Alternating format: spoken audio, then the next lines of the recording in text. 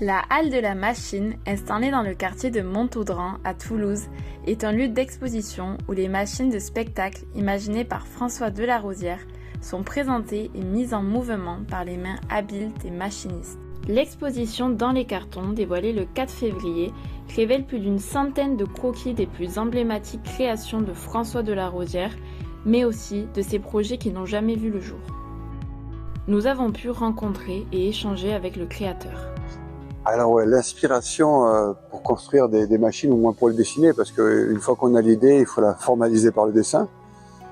Je ne me souviens pas de mes rêves en fait, donc c'est pas la nuit que ça me vient, mais c'est plus en marchant dans les paysages ou en répondant à une sollicitation. Ça peut être une métropole, une ville ou un équipement culturel pour soit créer un spectacle ou mettre un projet. Là par exemple, je viens de dessiner pour le Hellfest, qui est un festival de métal près de Clisson, une machine, une gardienne des ténèbres qui garde la porte des enfers, une sorte de cerbère, une femme scorpion.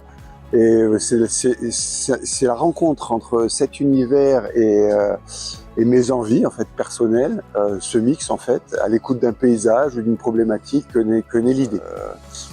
On a essayé de créer un nouvel ordre biologique qui s'appelle l'ordre biologico-mécanique. Et on fabrique des machines vivantes. Et donc c'est un mix entre quelque chose d'organique et de naturel et quelque chose d'extrêmement mécanique. Parce qu'en fait, la nature, on peut s'en nourrir et s'en inspirer, mais on n'arrivera jamais à la reproduire ou à être à son niveau, quoi. Et donc là, l'idée, c'est pas non seulement d'essayer de reproduire la nature, mais c'est de s'inspirer de la nature pour se nourrir de l'émotion que produit un mouvement, de la texture de la peau, de ce que ramène la biologie de l'animal ou le comportement. Et puis après, une fois qu'on analyse ça, on fabrique des machines. Et ces machines, on assume le fait que ce sont des machines vivantes. Alors là, on n'est pas sur des robots, hein. Nous, on fabrique plutôt des objets manipulés, des objets mouvants, des architectures mouvements qui sont actionnés par l'homme et manipulés par l'homme. L'homme contrôle le mouvement. Et c'est son geste, un peu comme un danseur ou comme un marionnettiste, et l'intention de ce geste, un peu comme un peintre, l'intention de ce geste qui a donné la force et l'expression du mouvement. Ou comme un musicien. Voilà, vous avez des musiciens qui vont jouer mécaniquement, d'autres qui vont interpréter, ça devient magique simplement parce que derrière, il y a un savoir-faire, une intention, une émotion en fait. Donc on est dans ce rapport-là, on n'est pas du tout dans le rapport au robot. Mon terrain d'expression, c'est la rue, la ville, les places. Et donc, quand vous voulez exister dans une ville, avec des bâtiments qui pèsent plusieurs centaines de milliers de tonnes, qui culminent à 14 mètres, des arbres qui sont absolument immenses et qui nous dépassent, il faut être à la hauteur en fait. Si vous faites quelque chose qui fait 20 cm de haut, vous serez dans la rue mais personne ne vous verra, quoi. Alors c'est simplement la nécessité d'être en relation avec l'architecture et de dialoguer dans un décor qui devient la ville en fait. La ville devient comme un grand théâtre. Et après, on a aussi en tant qu'adulte une fascination pour ce qui nous dépasse et qui est grand. Et quand c'est un mouvement, je pense qu'après c'est par analyse à force de vivre depuis une trentaine d'années en fait ces situations, je me suis rendu compte que l'adulte, même très sérieux, retrouve son regard d'enfant. Ça dépend de la situation, du type d'objet qu'on fabrique et de la situation aussi politique et sociale. Par exemple, le Minotaure, il a mis 9 ans à naître. Parce qu'il y a eu un changement de mère, ça a été compliqué à un moment, et le temps s'est étalé. Notre araignée a été construite en 1 an et demi, par exemple. Voilà. Mais c'est une machine de spectacle.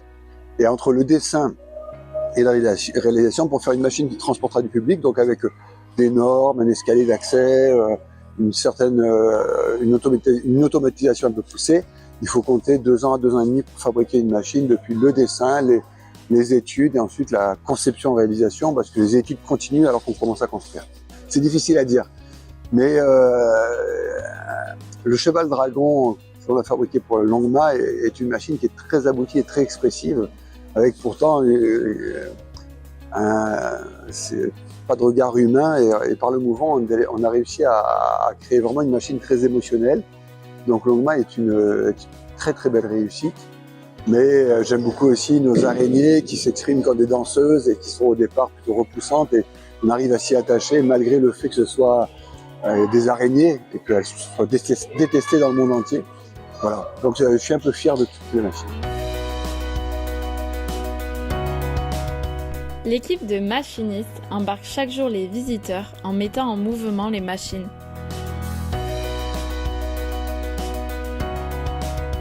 Dans le cadre de l'exposition Dans les cartons, la Halle aux machines expose aussi les robots portraitistes de l'artiste bruxellois Patrick Tressot. À l'aide de webcams, ces robots analysent et dessinent le portrait d'un sujet.